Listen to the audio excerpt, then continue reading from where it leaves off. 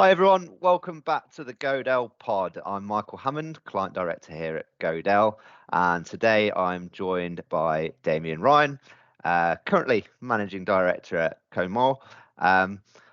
Thanks very much for joining us, Damien. How are you? I'm doing really good. Apart from this heat, it's Yes. taken about 7 hours where I went from complaining about the cold to complaining about the heat. It wouldn't be very British of us if we didn't mention the weather straight away and the fact that it's warm. No. Yeah, so great. Yeah, it's nice to have a bit of sunshine, but it's been a little bit too warm of late. Obviously, we're not here to talk about the weather, Damien, but basically, I think the best way for us to go today, we're going to do a bit of a talk about the psychology of development. Obviously, a very broad subject, but your experience of this, and you've got a very illustrious history in the software development, lots of different roles. But I think what we'd love to do is start at the beginning. And if you could tell us where you initially got into the world of computer science and software development, where your love came from and where it all started, I think that'd be a good place for us to kick it off. Right, so we're going back to the Stone Ages then. um, when I was thinking about university, about where I wanted to go, what I actually wanted to be was a scientist. Right, okay. So I went to the Dublin Institute of Technology, which Okay. it started off as a technical college years ago, but then gradually, built up degree programs, and it was a place where someone from working class background who could actually go and get an affordable education in tertiary education. And they ran this course in conjunction with Trinity College Dublin, called Applied Science. Right. And really, what that course was is trying to develop scientists who were purely theoretical. They knew how the real world worked and how the sorts of shapes of people that companies wanted. As part of this, they did physics, chemistry, all the other things. So then they had computer science and software engineering as options. Played video games all my life. I had the computer since I was 9. Oh, something we've got in common already. Shock, I know, for someone of my shape. The computer science as part of that. And that's where my brain kind of went, oh, because I didn't have to do the really, really hard maths that physics needed. And don't even get me started on double integrations. I still don't understand it. But I could actually, sit down at a machine, type something in, and it did exactly what I wanted, whether it was right or not. But it did that.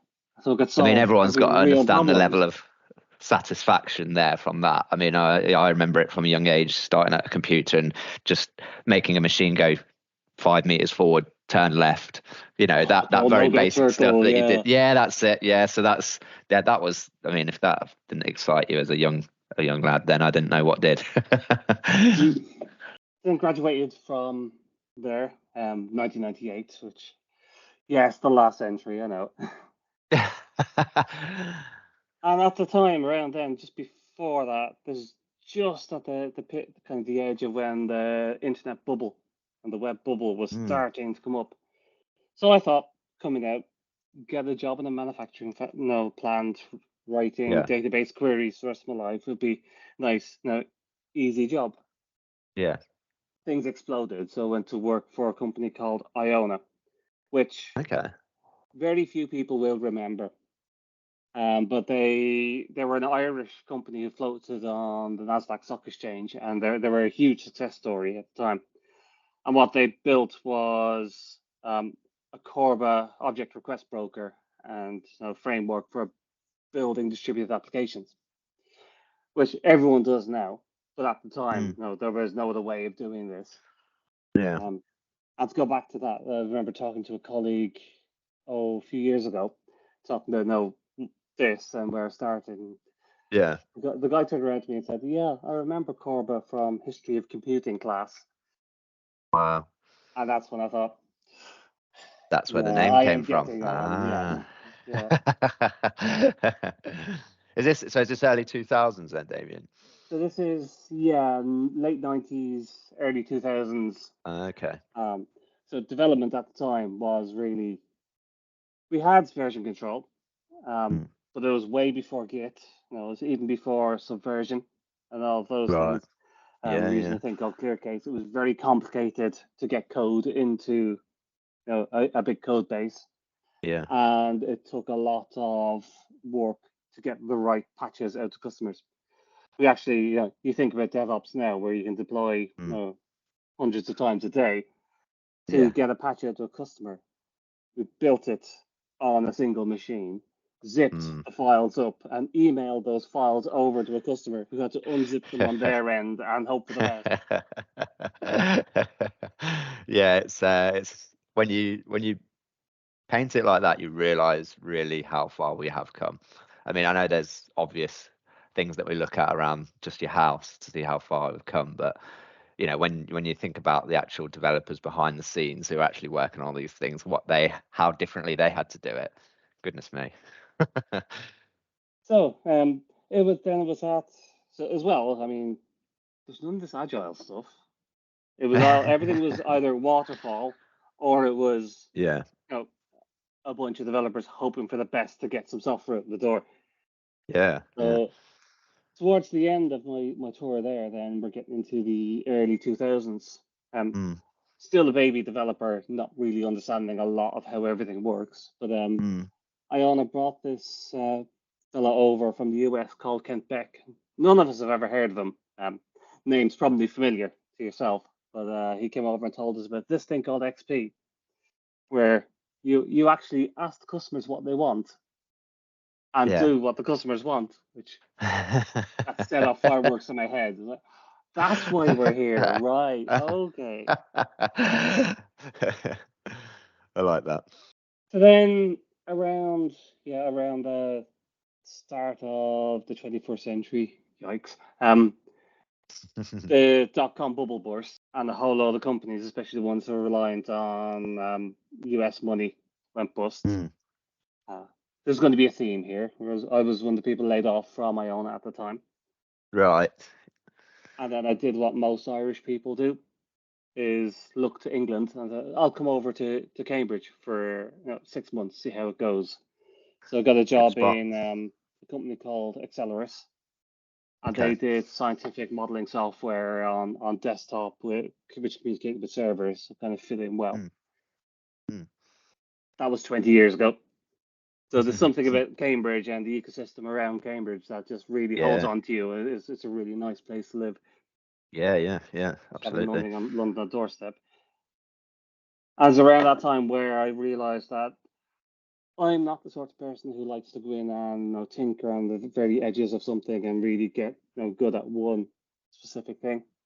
Yeah. And it's more I prefer more about the how we make software and how we help developers actually be effective at what they do, rather than Okay. So having to work through heroics. we're This is kind of we're been the shape already of where.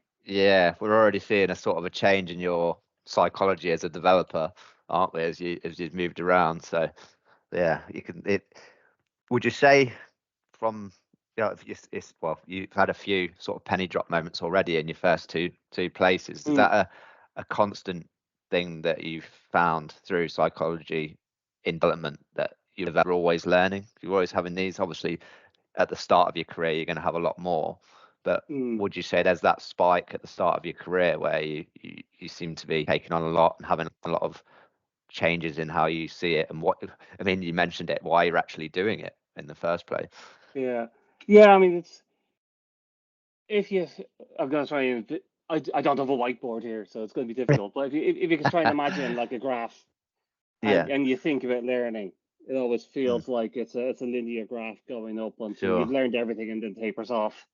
Mm, But what it really is kind of a series of bursts.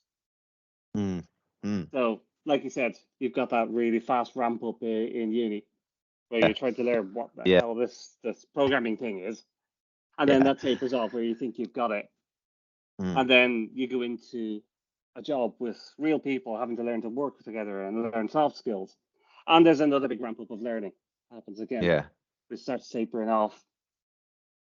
and then discover, well, it's all about customer value. There's a whole other bunch of things to learn, and it's kind of this step thing that keeps happening. Yeah, I'm all the with way you. through my Yeah, career, and even now, yeah. you'll never know everything, but you'll No, always find absolutely. Yeah, something that will grab you and say, "Right, this is where I want to learn that." I'm with you. Are we mid 2000s? Is that So right?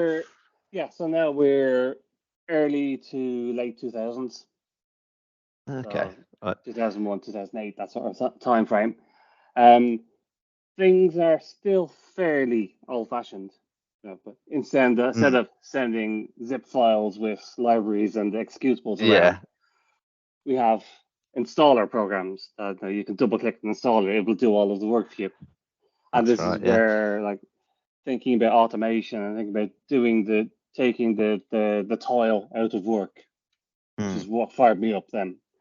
mm, It feels like sometimes, and dichotomies I know are usually false, but it feels like there are kind of two types of developers here, or developer psychologies. There's the developer who wants to make new features, who wants to, explore new tech and all of that. And then there's the type of developer who wants to make the process of getting stuff to customers out the door as mm. easy as possible. Yeah. And it's It's very when at you. the creation of, at the time, was build teams and build engineering or tools engineering, which has, slowly become DevOps over the last, 20 years now. Yeah, yeah. It is. It is. It's interesting, isn't it, how that mindset shapes shapes your career in software development. What angle software engineering, what you go into, whether you're that proactive person that wants to create new things or whether you like fixing things. It's how do you think that's something that is decided early on, or does it change often? I'm not sure how stable it is. So I use Mm, stable, it's kind of a psychological term, which means, whether a trait lasts for, a lifetime or it does change. But I have noticed that there are the kind of the people who want to work on new fancy features and tech kind of complain quite a lot when you ask them to do mm, some bug fixing or, some deep refactoring or changes to code that aren't going to make it out the door to customers. So mm. automation around build frameworks. But that has changed quite a lot with the advent of DevOps. So Yeah, pushing these yeah. kind of skills together and the advent of, agile um, ways of forming teams, so cross-functional teams, where gradually we're getting developers to see that it's not a personal sport, it's a Mm. team sport, and it's about what the team can do. Yeah, no I in team, right? Yeah. No, that's a really good point. I mean, and that's in all walks of life, really. I think with any organization or anything you're trying to do, um, how how does the psychology of development affect developers' work as individuals and as a team? So, is there that fear to fail, fear to share with the team, success as a team as opposed to an individual? Um, how how does that differ?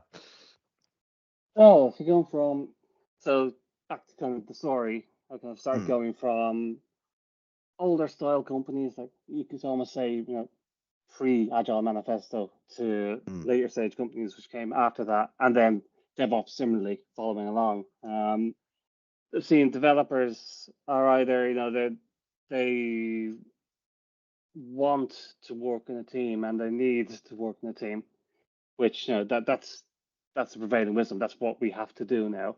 yeah. Um, there are still some developers who never want to do that and Mm, think we shouldn't talk to each other. mm, And that's a really hard thing as well because we're never taught soft skills growing up. yeah. We're Yeah. taught languages, we're taught design patterns, Mm, but those things are easy to learn. What's really hard to learn is the how do you have a conversation without knowing someone, or how do you sure. foster a sense of collaboration and safety in a team? Yeah. And that's the important thing because you can have the best programmers in the world if they're not talking to each other, or if they feel that, their ideas will get knocked down, or if there's lots of competition. And Mm, you just have to look at Twitter at the moment. they're not going to be as effective as possible. Yeah. That's a really, really, really good point. I mean, communication, absolutely on point, and working in teams and things like that. It's having your point heard, being able to effectively communicate that. I know we've spoke before about it, kind versus nice. Tell the viewers what you mean. So viewers, listeners, we're on a podcast, aren't we? We're not streaming live. Tell the listeners what you mean versus when you say kind versus nice. So a lot of people, when they hear the word kind, I think, actually, hang on, let me turn this around. I'll put a pause in there. Actually, what do you think? If someone is being kind, what does that suggest to you? If someone's being kind, they are buying someone an ice cream, being polite, please and thank yous. Am I off on my way off there? Yeah, that is particularly what nice is, and nice is kind of pushing things down just to get along. So Yeah. you might feel conflict, you might not agree with someone, but you don't want to be mean, so you're just going along with it. Kind is, it's a little bit sharper. Yeah. It's all the things, it's helping your colleagues be the best they can be, working out, actually pointing out good things as they go along, but also pointing out bad things. So sure, yeah. If you've got conflict, and you want to have this conversation, it's kinder to have a difficult conversation and get that out in the open, or kinder to give difficult feedback. But the kind bit is doing it in this kind of, it's not cruel to be kind, it's doing it in this human manner. There are ways of giving feedback that aren't cruel, but aren't nice.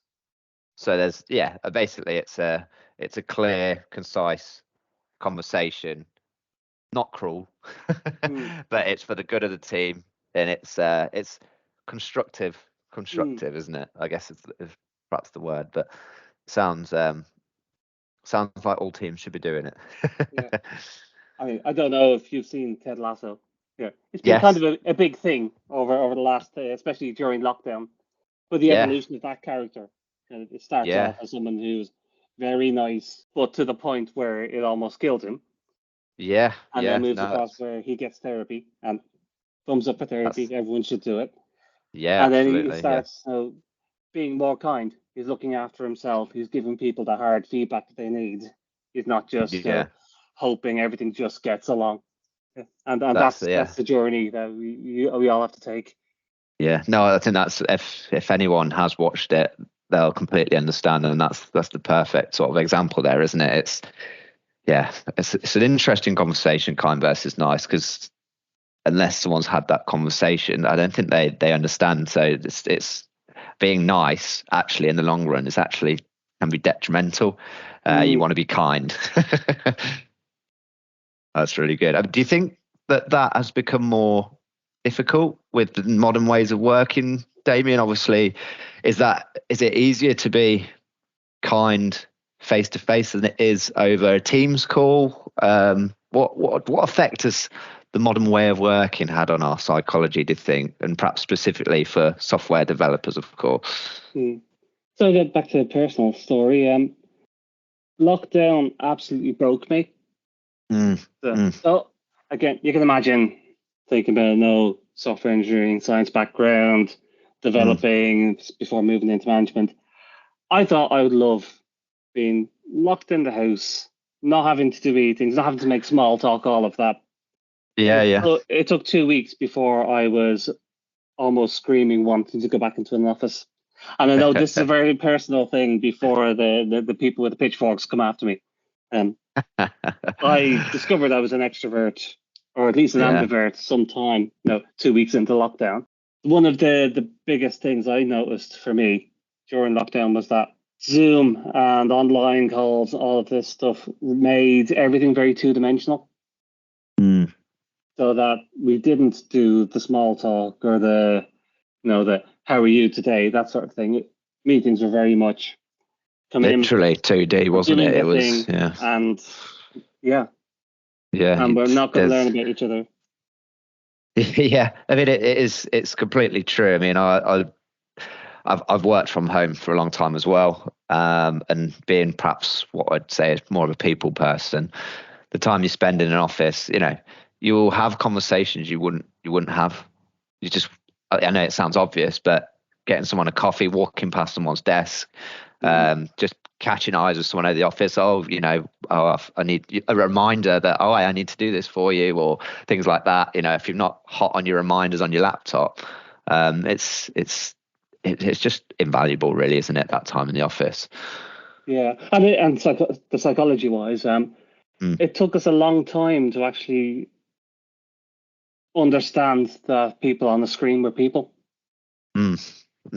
We've spent all of our lives being primed that a person is three-dimensional in front of you. You can see their body language. You can see the subtle, facial expressions. When someone is just shoulders and a head on a flat screen, we've been primed, through video games, through television, that they're not people. They're someone on the screen. And we switched into that mode without knowing it. So that I think there was almost like a desert of empathy at the time, where we were all a little bit more ratty with each other. We all demanded a lot more of each other, and didn't spend the time to see where we all okay. Yeah. And then while the productivity of individuals went up, the effectiveness of a team went down, because we lost that psychological safety. We lost the ability to make mistakes. Yeah, I think there's a right way of perhaps working remotely, and there's a wrong way. I think you can't just do it. You've got to have certain things, certain support set up there. You've got to have regular check-ins and things like that to help with that. The psychological struggle through essentially just being on your own, and, like you say, not having that human contact. It's interesting you said we have kind of been tuned to think that someone on a screen isn't real, or there's not that, from watching TV and playing computer games and stuff like that. If it's on the TV, you don't have that. It's just not the same, is it? You don't have those body languages coming back at you. It's head and shoulders. That's all it is on a screen. Interesting that you said productivity went up. And why do you think that was then? So it's a very specific type of productivity, though. The productivity of a person went up because you're at home all day. There are fewer interruptions. If someone wants to just have a chat, it's a big thing. You have to go and put something in the diary, or you have to call them on Slack or Zoom. You have the conversation. You have to think about why you're having the conversation, as opposed to just dropping by someone's desk saying, "Hey, how you doing? You're not looking great. Is there anything I can help you with?" Yeah. But you have all of that extra time to do the bits of work that are just work. Yeah. So it's not that often you get a sort of an invite in your Outlook calendar to talk about the football or stuff like that. But, because you might think that that's not right. But realistically, in the office, you will do that. You'll have a chat about your weekend, the football, good or bad, and it'll be invaluable. But you just, like you say, when you're at home, you don't have those calendar invites for that. And we tried really hard at the start of lockdown. If you remember that time, there was a lot of, we're going to do all the same things. We're going to have social time on Zoom. The quizzes. Which again, because it was just reminding me that it wasn't good enough. Yeah. I know, I understand. Yeah, it's we did try. Yeah, I guess it's all about that hybrid now, really having a bit of a mix of both. And I think that has come from feedback from it. One way remote, just it doesn't work as quite way. Yeah, got to have that bit of a blend. It's also very personal. So the way I'm talking about myself, sure, I know I'm in the minority. The person who wants to be in the office and around people, especially in development. That sort of, I'm the person in the minority there. But so is the I never want to talk to people, and there's always something in between. So it is up to the person which way they want to live their life. Yeah, well, I mean, there's nothing more personal, is there, than your psychology, how you feel, how you react. So it's not a one blanket fits all, although there might be things out there that ring true for a lot of people. There's nothing more personal, really. I mean, like you say, like some people during lockdown had the time of their life. They loved it, you know. It's interesting. So I guess moving away from sort of remote working and how that affected us, what would you say are the three most important points, or three most important psychological traits for a successful developer? Or we could do five. How many would you like to do? So we're all individuals, and I don't really think that there are specific traits that mean you're going to be a good developer or not. But there are some behaviors that will help you a lot. Biggest one is going to be curiosity. I'm going to say same for most knowledge roles. Curiosity is your biggest friend. Yeah. Because you need to be curious about the customer problem, what they actually want to be fixed, what is going to help people. Then curious about how you're going to fix it and how you're going to make it better, but not just do the kind of the smallest thing that would solve that problem, but think wider about the issues that would come up around there. So what the wider systems is going to integrate with. And I think that's probably your biggest trait. Very, very true. Obviously, understanding a problem outside in is very difficult. And then sometimes, if you're limited to 3 questions, you're not going to have the same overview. I like to see it as a bit of a jigsaw. So if you ask 20 questions, you'll have more pieces there, so it's easier. If you ask 2 questions, or they're not the right questions, then and you're not curious enough to ask them in the first place, then you're going to have maybe 3 or 4 outside pieces, and you're not going to know how to work on it. Would you go along with my little idea of a jigsaw? I've always used that. Yeah, I like that. Obviously, you're always going to be wrong, but the more curious you are at the start, the less likely that wrong is going to be. Yeah, and I mean in software development, I would imagine it's even more important because they're not always visual things. And if you're talking about like a monolith system, you might not necessarily even know until you've been curious enough to test something, right? Bit of manual testing there, and you might. It's curiosity, I think, is that's a really good point. And it goes beyond just finding out what the customer wants. It's your customer wants a certain piece of business, functionality. You need to be curious about the entire system and how it interacts with other things to learn the parts that the customer never knows they want. But if you don't do them, they'll never be seen. You won't help that problem. Yeah, fantastic. Okay, so Damien, carry on with your journey in software engineering and how it shaped you today.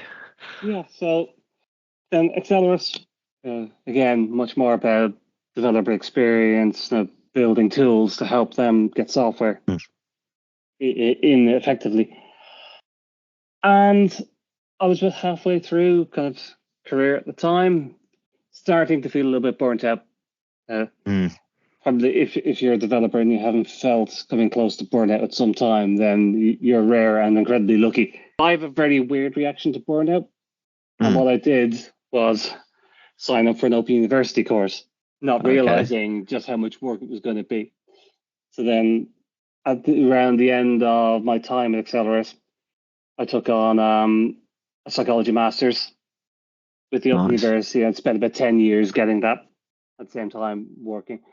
And then after Accelerus, I went to a small company that you might have heard of. They used to make mobile phones, Motorola. Motorola? No, never heard of. Yeah, of course we have. Huge conglomerate. Yeah, and that was a huge step up in learning about software development at scale. So most of the companies I worked for had about 200 odd developers. Motorola at that time had 77,000 developers. Wow. I was working for a very small part of it, which was basically trying to build Android before Android came out. Oh, okay. Interesting. And that was a very different way of doing software. It's kind of at that point, then, I mean, all the agile side of things vanished because you're talking about hardware, still very old school.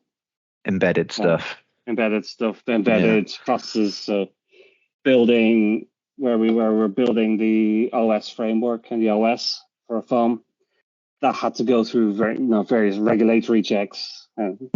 For some, I discovered as an engineer that there were regulations in some parts of the industry. And then that went to device manufacturers had to certify it there, and then network owners had certified there. So that was a lot slower process. But then learning to work with hardware and lots more developers, that was an interesting time. Right. Slightly different to what you'd previously been doing in terms of that. Was that a valuable part of a valuable learning curve? I would say So that you went on through Motorola. This is where I actually learned a lot more doing psychology degree than I ever did doing computer science. Because if you think about the scales of people, so in the Cambridge site there were 400 people. That's a lot harder for any one person to know what any one other person does. Sure. So trying to get that entire system in your head is very hard. And where I was working on the build team was very much I had to understand all of the different teams and who was fighting with whom, who was happy, who wasn't, what parts of the system were less good than others. That's a learning about development as a psychology game as opposed to coding. And I guess if you've got that level of communication or if psychological understanding, you could learn about the pros and cons a lot quicker through talking through the team rather than just sitting down on your own going through lines and lines of code. And it does benefit the industry massively, especially for a team for a company that size. One person changing something deep in an operating system has massive ramifications for everyone else. So you have to talk. You have to figure out, right, if I'm changing the Bluetooth stack, how's that going to affect everything else about the phone? Okay, I need to get drivers updated, and have to talk to the drivers team. And this is, let's probably hint at this now, but this is where later on, much smarter people than me come up with team topologies and talk about, hey, we've been told silos are bad for 20 years, but actually, if you want to be a human being and able to reason about this stuff, you have to have some sorts of silos. Okay, interesting. So how long were you at Motorola for then, Damien? Was that a long stint? Years. Wasn't a massive stint. The iPhone came out, Android came out, and the market changed sufficiently that unfortunately I don't think Motorola kept up with the times. Yeah, right. They closed their Cambridge office, and that's when I moved down to London. Okay. Worked for a few years for this web thing that was starting to get big again. So we never worked on a web app before. So I worked for a company called Bordex at the time, and they built relationship capital management software. So again, looking at the relationships between people and how you can leverage them and the strength of those relationships. Sure. And that was a huge change for Motorola because it went from huge development teams that were worldwide to a very small team of 6 people. Okay. And they worked proper Scrum. And this is one of the dangers of Scrum I've seen, that it becomes very easy, especially if you're a developer, to look at the things that Scrum or a framework says you have to do. And then do that alone, as opposed to understanding, what they're there for. Okay. So, for example, there's one piece of work I was working on the installer, and because you're supposed to make progress every sprint, it became busy work because if you did the installer at the end and everything worked, then it's a lot easier than completely reworking the installer every week just to make progress. I see. Yeah. So there was a bit of tension there between me and the development manager on whether I should just spend my time making slow progress, and incremental progress is good, but sometimes it's a tension between avoiding rework and avoiding not making progress until the very end. Yeah, so that's a good mix, isn't it, between methodologies and psychology, and you've got to take into account both equally. I would imagine. And one thing I noticed there actually was this was just before DevOps became a thing, right. And the operations team and development team didn't talk very well, and I was kind of in between both. But the operations team would complain about this Scrum thing, and like things like, oh yeah, they're just doing process for process sake, and all of this. It's not very stable. And development team would obviously complain about the operations team about, oh, they're set in their ways. Why can't I just make a change? And then DevOps started coming out. People were writing about it, and gradually they started to come together. It was great being able to see that, but it took a lot of trying to get each kind of side of the business to understand the other side's problems and why they're thinking that way, rather than saying they're wrong, because obviously I'm right. There's an element of empathy that we're touching on there, I think, which is something the hardest part, isn't it? Understanding that. So there's a thing I know occasionally, it's called the liking gap. Okay. So basically, as humans, we spend all of our time in our own head. So we've got this one voice that's constant, that's always here. Yeah.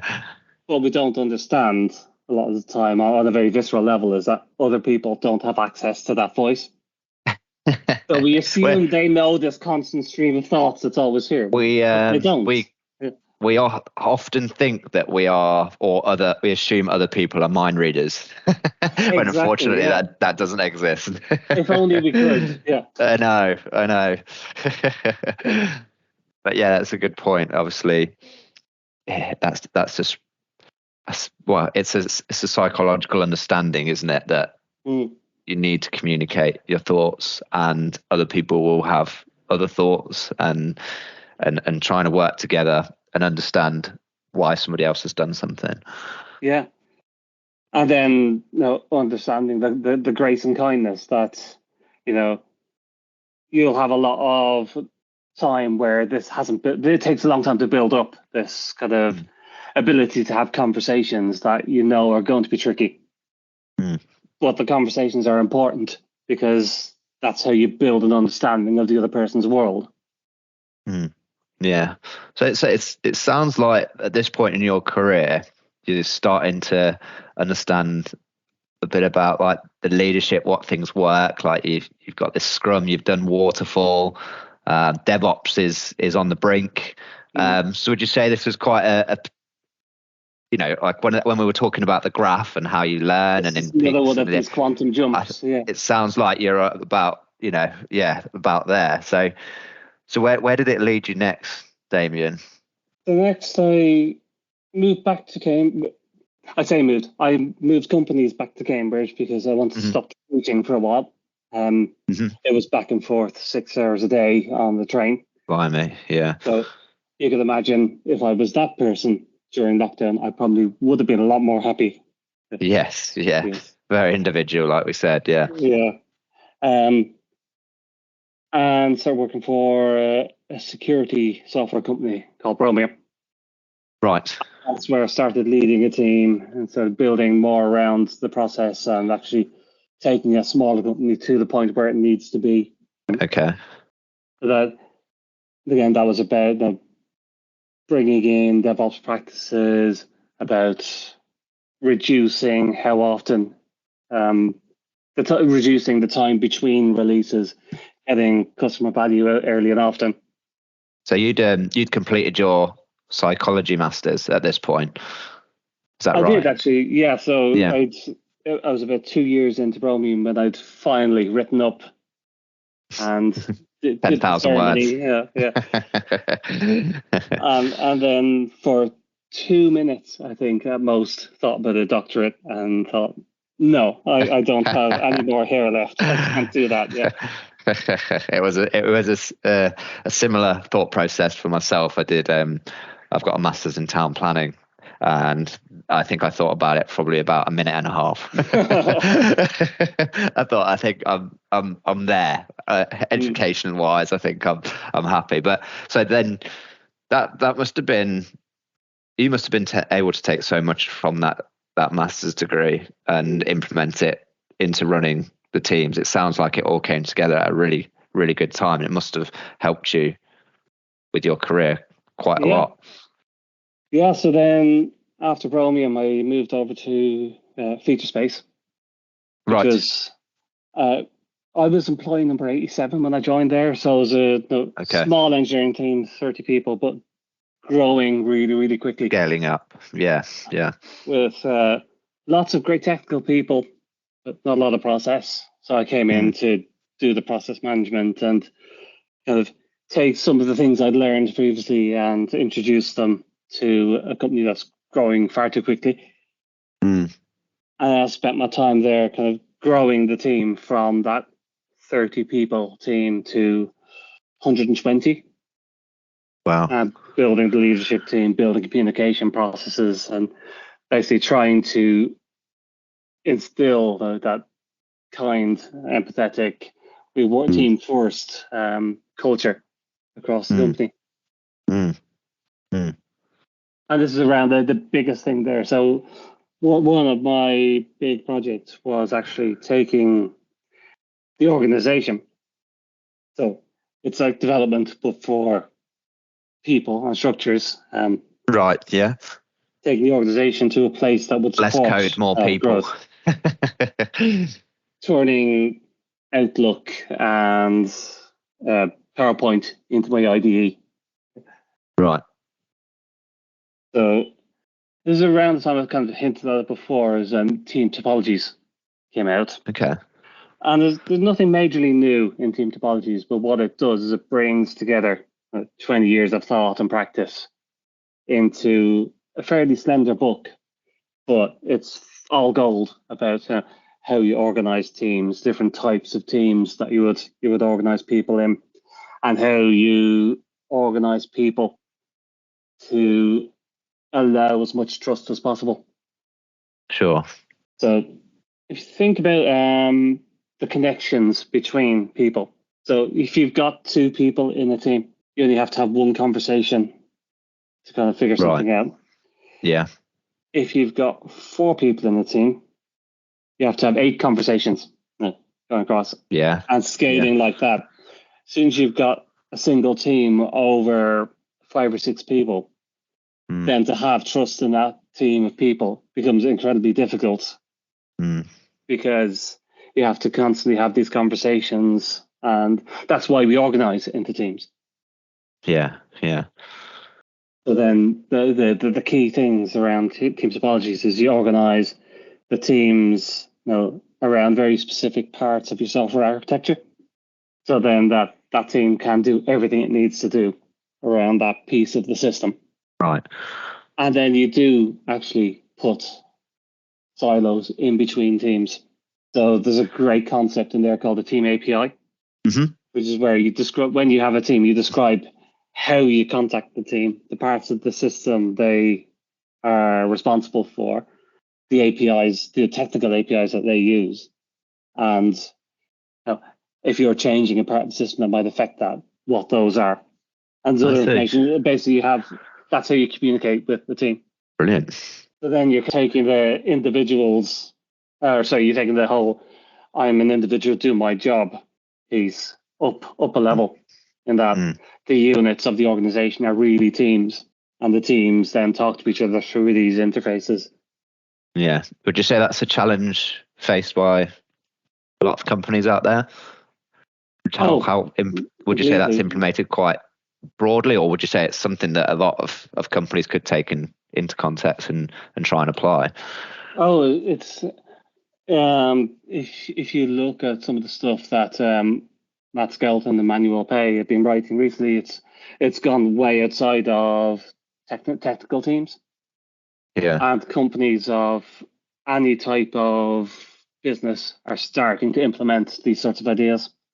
Yeah. Basically,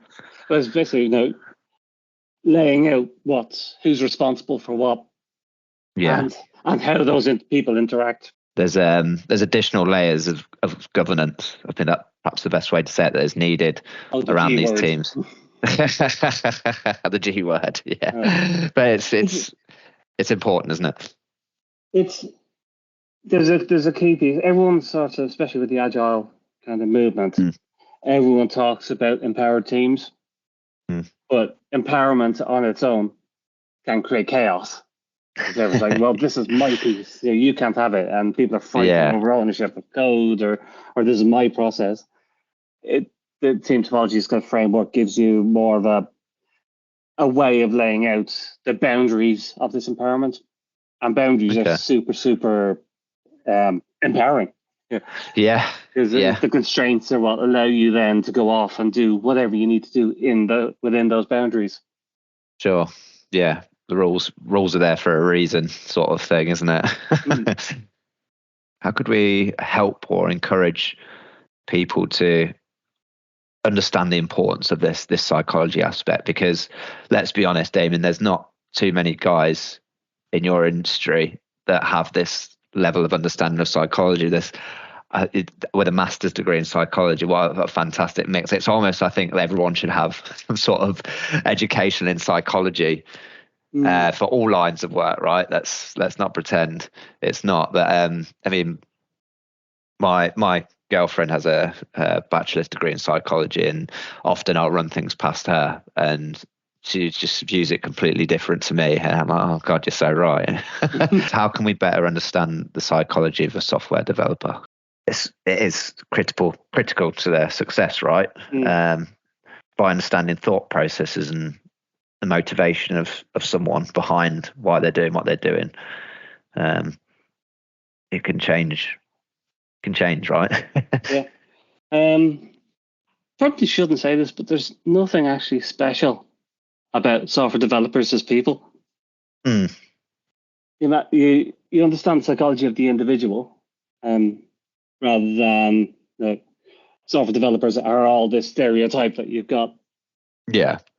I mean, there's stereotypes for all types of people, right? Salesmen, salespeople they're the guys in the suit that won't let you speak. Won't leave you alone. They'll hassle you on the phone. That's the stereotypical salesman, right? Egotistical, flashy car.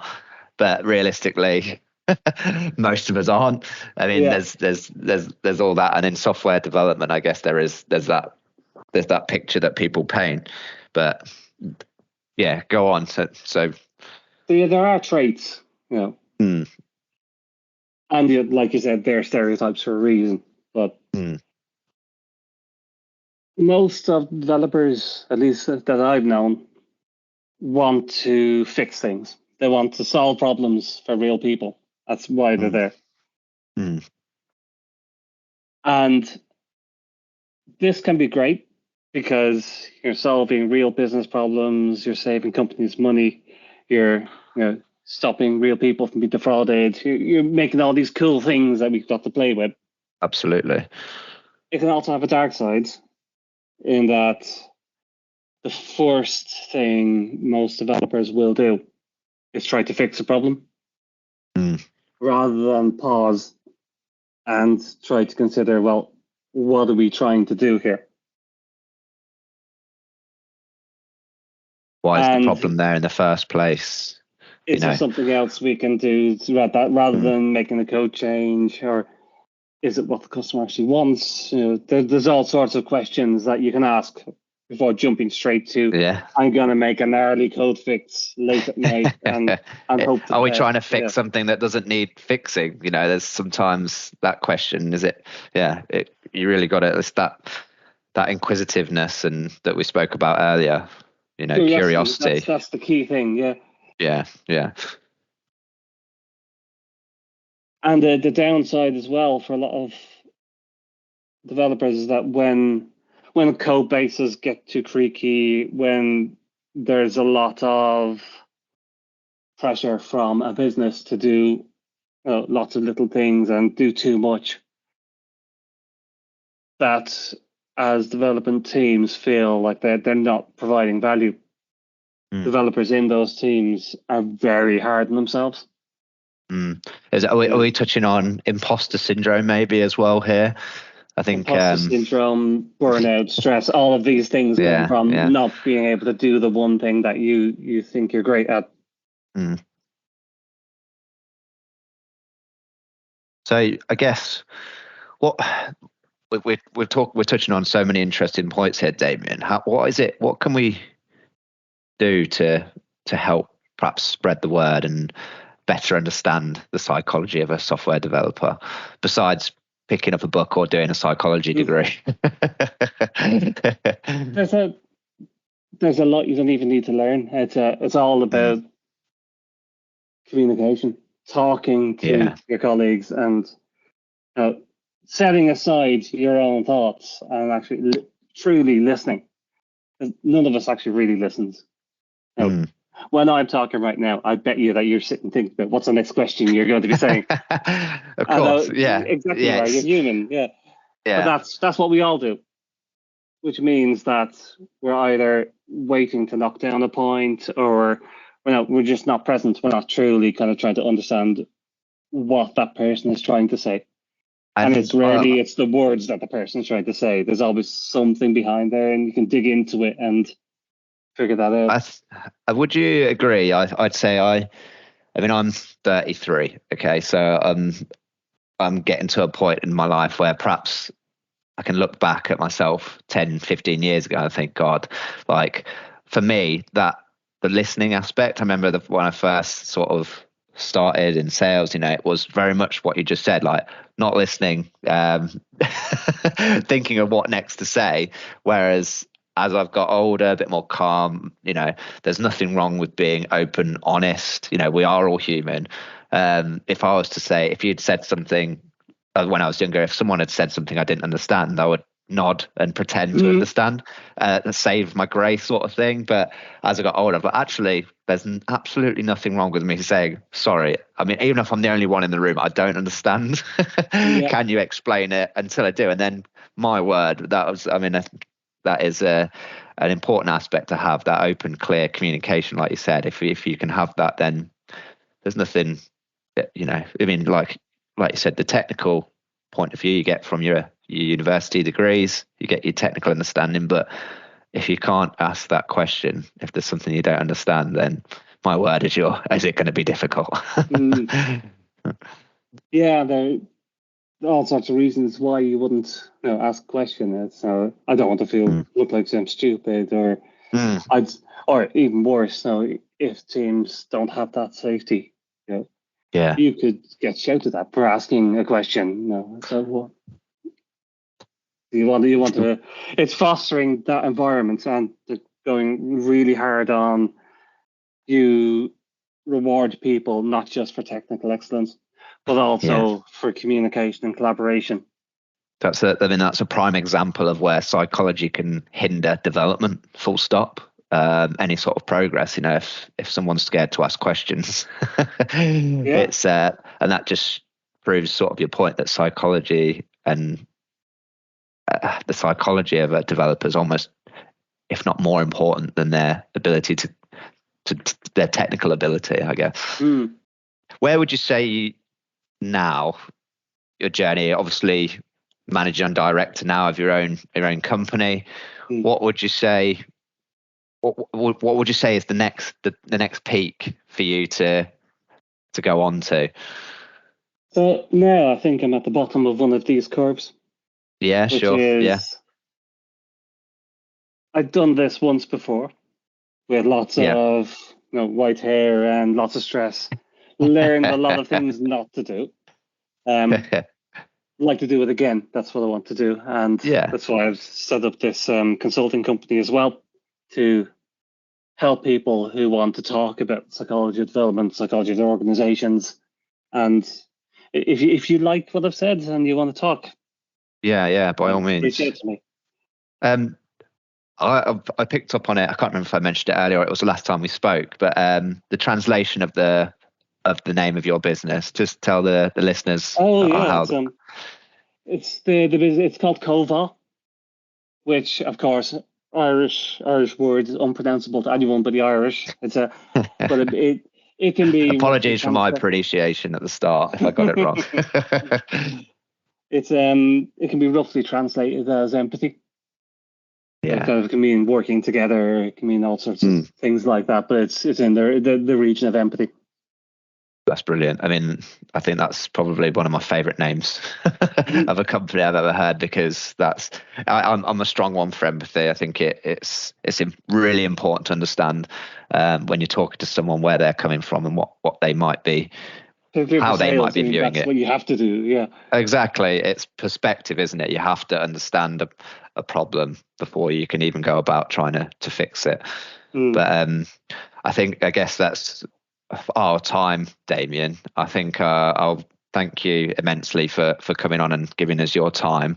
It's been really, really a great, honest, open chat about psychology. We don't always talk about it, do we? I think it's important to share, have open and honest conversations, and hopefully, I guess off the back of this, anyone's listening and has a conversation about anything that they're struggling with. It doesn't necessarily have to be something you're struggling with. Talk about what you're enjoying. It's equally as important, right? So is there any last final words, Damien, you'd like to say? This world is very tough, particularly now. This is kind of the first recession or almost recession that a lot of people have ever gone through in their lives. Finally, we made it an hour and 15 minutes without using the word recession. I think we deserve a pat on the back. Had to get it in there. But the important thing is that, being kind to each other. It's difficult, and when times are difficult, we need to remember that there is only kindness. Yeah. And being kind to ourselves is also just as important. And understanding. It's going to be tough. Yeah. Yeah. Understanding what kindness means. We spoke about it earlier. Not being just nice all the time, but being kind. I think that's probably a great way to finish. So, Damien, thank you so much for your time. I'll speak to you soon, no doubt.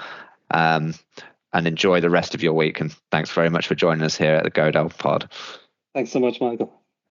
No worries. Take care.